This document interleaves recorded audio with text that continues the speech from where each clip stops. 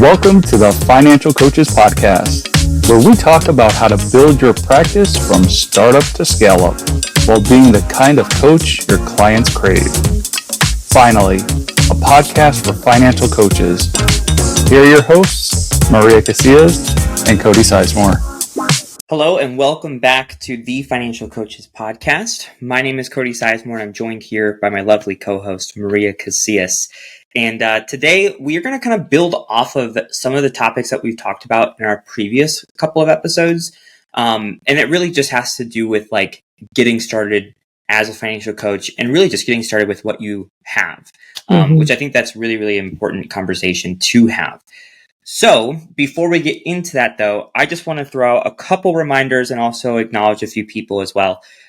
First and foremost, we want to thank every single person who's listening to this episode. We really appreciate you, but we definitely want to, just give a little special shout out to those of you who check in every single week.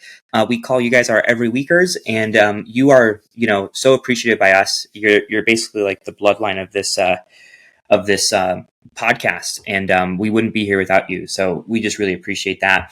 And if you guys want to share this episode, like the episode, rate the episode, whatever it might be, all that kind of stuff helps us. Beyond that, we also want to connect with you as well. We don't, we talk to you, but we don't know you. Some of you, and we want to get to know you. So one of the best ways to do that is to hop into our Facebook group. And that is called the Financial Coaches Community by New Money Habits. You can find that on Facebook.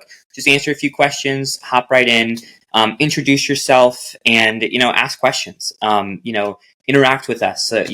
We can kind of like build a relationship there, and, we can even hop on a call with you too. I've actually talked to several coaches this past month, actually. I think probably like 3 or 4 of them, to be honest with you. So, we love doing that and, just investing into you even more than just this podcast.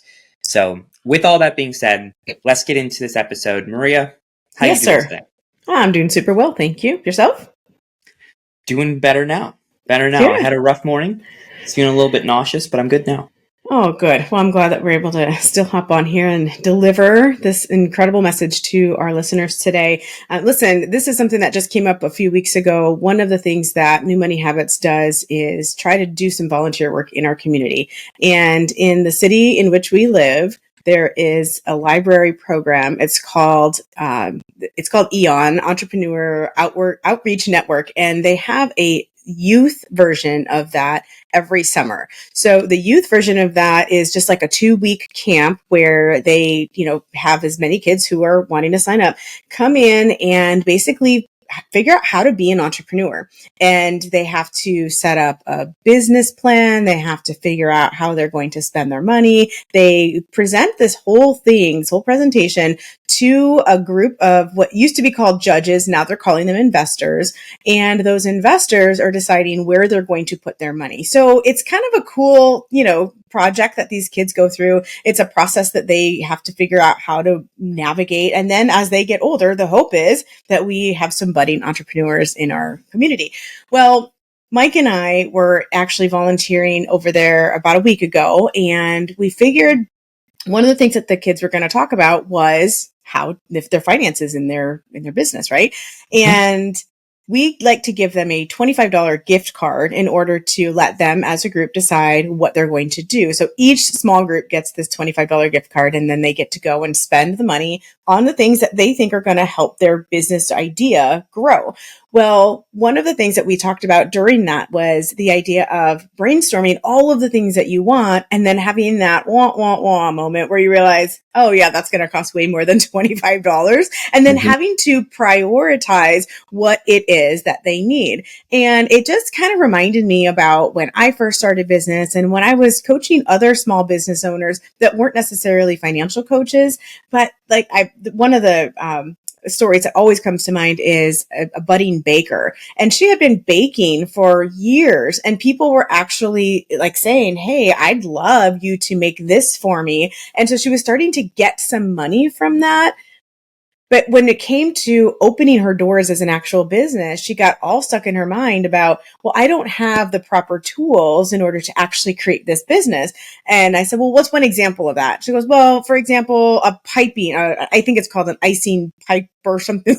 I'm obviously not a baker. I don't know what it's called, but it's the thing that you stick the icing through. And I said, well, what have you been using all these years when you're creating this product that people are willing to pay you for? And she said, girl, you'd never believe it, but I've just put a little hole inside one of the little Ziploc bags and I've used that. I said, well, so keep doing that until you've sold enough cupcakes to buy yourself a proper icing, whatever it's called. And so that's what she ended up doing and just kind of slowly built her business up. And what that did was it cleared a little bit of money. Now, granted, that's a very small example, but it did clear a little bit of money so that she could cash flow something else that was a higher priority for her. And so I just thought, Cody, that this would be a really good topic for our listeners because I know so many people out there are wanting to start this business and they're wanting to do it without incurring additional debt. Now, that doesn't mean that they aren't willing to invest a little bit of their own money as seed money into their business, but I just thought maybe we could be creative today and talk about some of the things that they might have as resources on hand to go ahead and get started with. I think it's a great conversation because I think that's probably one of the main concerns that holds people back from starting really any business is that they feel like they need everything in place. Right. And they need to invest so much money in order to do that before they even get started. Right. You know? And that thought can either A, be paralyzing and cause you not to start in the first place, or B, you go balls to the wall and you start, spending all this money and maybe even money you don't have. Mm-hmm. And then you think that just because you get everything that like everything's supposed to work. And all the clients and all the money is supposed to just come to you. Right. But then you realize that doesn't work either. And that's not how it actually works. Right. Yep. Which then leaves you frustrated and then you just give up and then you're stuck with all that kind of stuff, Yeah. So I think it's a really, really important thing. And I also think that this even can go beyond just the financial sides of things of like getting started with what you have available to you. And then, growing it and working it as you go. But I also think that this can also go into your skill sets, your curriculum, everything. Yep. Just start with what you know. And then as you start working with people, you'll start to see like what's working well, what's not, what's missing, all those different types of things. And then eventually you'll get things into a place to where you're like, yes, this is where I'm supposed to be, even with, that side of the equation as well. Yeah, I agree. Awesome. So you had mentioned starting with the resources that we have or could potentially have. So what are you kind of thinking about that? What's going through your head there? I mean, you kind of just touched on some of it where you were talking about, some of the skill set we have or the talents that we're given or, it's just some of the natural gifts that we have. Those are resources. I think some of the people that we know are resources. And, I know that we don't always advocate for trading services, but I have known some pretty, successful people who didn't have a whole lot to start with. And so, for example, they wanted to build a website. Now we all know, we've said here that you don't need a website to get started, but this person wanted a website and she was willing to trade her services for somebody who was able to build a website for her. And that just was a really good win-win situation for them because one of them was able to build that website relatively quickly, whereas it would have taken hours and hours and hours of research and resources of time in order to build up to that spot where that person needed. And all they needed to do instead was trade services and be able to coach this person through something. And so I think that's one of the things that we need to recognize as a resource as well. People who have those talents that we maybe are lacking in. I also think that one of the things that it creates for us, if we really want to start where we are, is it awakens in us a creativity that we might not have even known we had. Because you touched on two different things, Cody, when you said that it can either lead to, that scarcity idea and then just paralyzation, or it could lead to going just hog wild and spending a bunch of stuff thinking that that's the solution. But Mhm. I think that the middle ground for that is actually recognizing that you might have limited resources, but very much like that tube of toothpaste, or if it's full, you'll use the whole, nice big thing. When you have a small amount of that, you figure out real quickly how to brush your teeth with a lot smaller amount. And when Mhm. you're camping, maybe you realize that you could probably do it with just water. like Mhm. you really figure out how to get the job done with what you have available to you. And I think that when we have less available to us, that's where it spurs that creativity. And again, some people didn't even realize they had that in them. So those are some of the initial ideas that I've had around this topic. Yeah, I really appreciate that because, like you said, when you have less available to you, your creativity, you need to have more of creativity, Mm-hmm. which makes it A, more fun, but then also Yeah. B, it's also kind of like a good exercise for you to do yourself too, because like sometimes some of our clients are in that kind of position to where like they have Right. very little, but let's get creative to try and figure out ways to open this up a little bit more. So if you have to go through that yourself, then the ability for you to help coach someone through that goes way up, you know? Mm-hmm. So just having that, I think, is a really good point too. I want to just note something that for those of you who are listening to this and you're an aspiring coach, so you haven't started the coaching yet, but you're kind of like where we're talking about. You're Mm-hmm. trying to think about, what do I need? How much is it going to cost? What do I do? All that kind of stuff. I can tell you this. Generally speaking, a coaching practice isn't that expensive to run. Really, what it comes down to, for the most part, is just like a handful of monthly subscriptions for things that we kind of went over in the last episodes that we talked about. Like schedulers, payment processors, Zoom, stuff like that. Right Right. now, one of those subscriptions that could be a little bit more costly would be something like a CRM. And so, for example, like my CRM, I just got my bill a few months ago, actually, and I do the year amount so I can save a little bit. And it Mm-hmm. was like $1,800 for the year. Mm-hmm. But that's because my list is bigger now and I needed to make more room for it. Um, so something like that, like when I first started, I didn't have a CRM for, I think, like the first like almost a year, I think. Mm-hmm. Um, But what I did do is I kept really good records of the people I talked to, their name, their email, their phone number, stuff like that.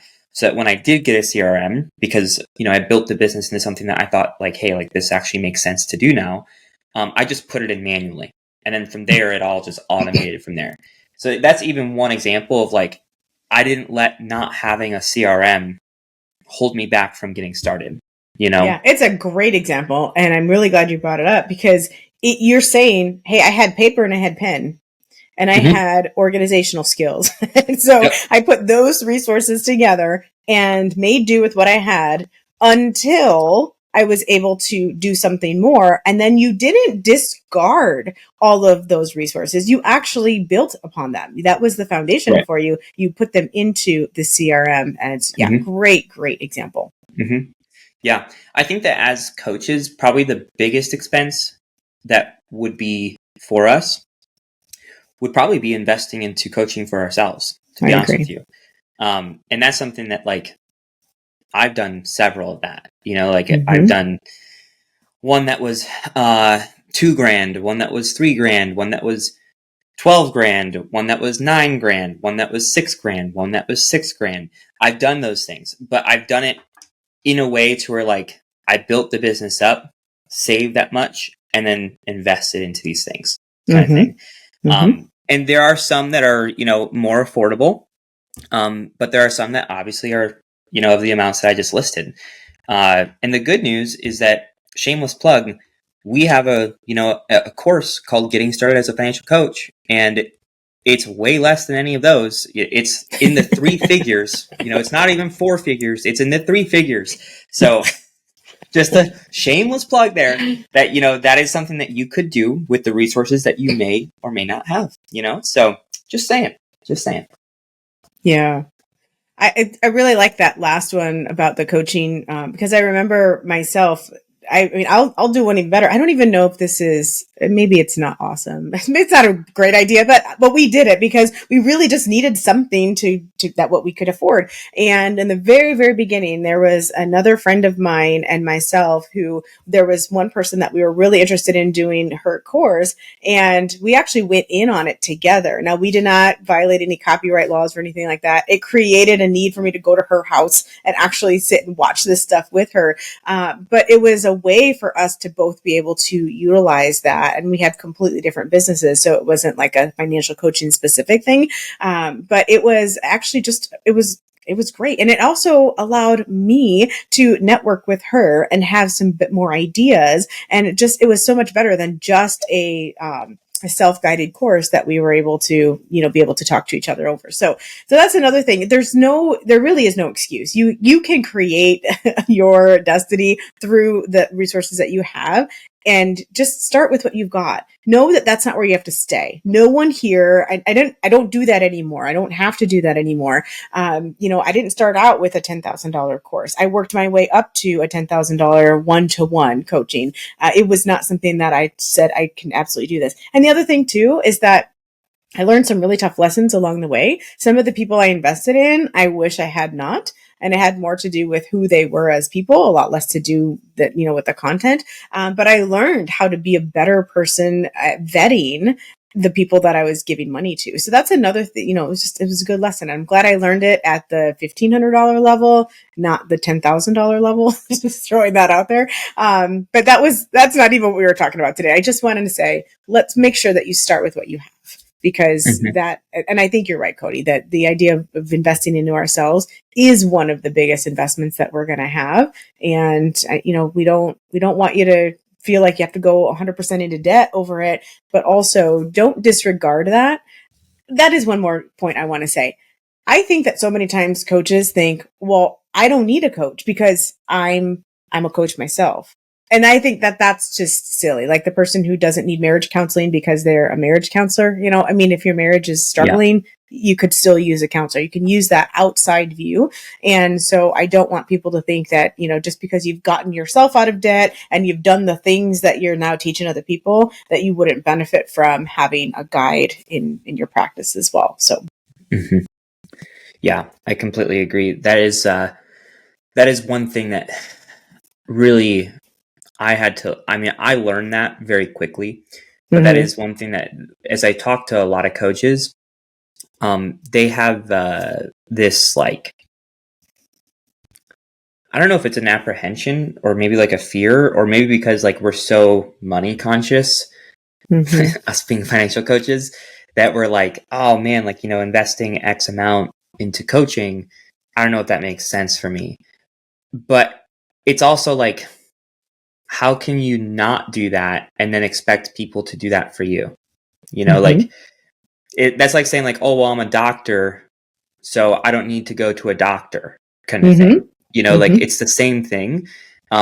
So, and this is not what we're, I'm not trying to like, pitch the idea of like, invest into coaching, but it is a good thing to talk about because that is something that I feel really holds people back from being the type of coach that they really can be, or the quality of coach that they really can be, and have the quality of a practice that they really want to have, so yeah. But again, it's a process, you don't need to invest into like the biggest and best coaching program before you have your first client. Like you don't need to do that. If it's a starting program, cool. If you don't even need to do any sort of program to get started, to be honest with you. Would it be helpful? Yes, of course, but you don't need to. And that's something that you could just do along the line as you start, working with more clients, learning new things, coming up with roadblocks. And you want to invest to, jump over those hurdles and to make that next stride kind of thing.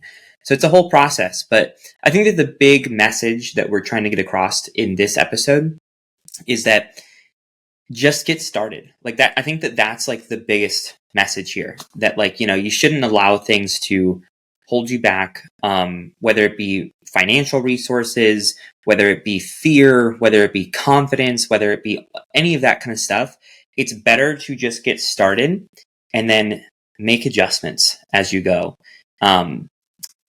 Because otherwise you might not get started at all. And there are people who are depending on you. There's people that are waiting for your gifts, that you are the right coach for them, whereas no one else is, kind of thing. So don't let anything hold you back from that. Just get started and get started with what you have, and then just make it go from there. Well stated. And if the youth of our little city over here can step out in courage and do it, so can you guys. Thanks so much for having this conversation with me, Cody. As always, it's great fun. And I know that our listeners gleaned a whole bunch of wonderful wisdom from it. You guys who are out there listening, we thank you again for that. And we look forward to seeing you next week on another episode of the Financial Coaches Podcast. See you then. Thank you for listening to the Financial Coaches Podcast, brought to you by New Money Habits and Sizemore Financial Coaching. Submit your questions to our hosts by emailing podcast@newmoneyhabits.com. Be sure to subscribe to be notified of future episodes and join our growing group of like-minded coaches on Facebook. And until next time, happy coaching. Music provided by Summer School.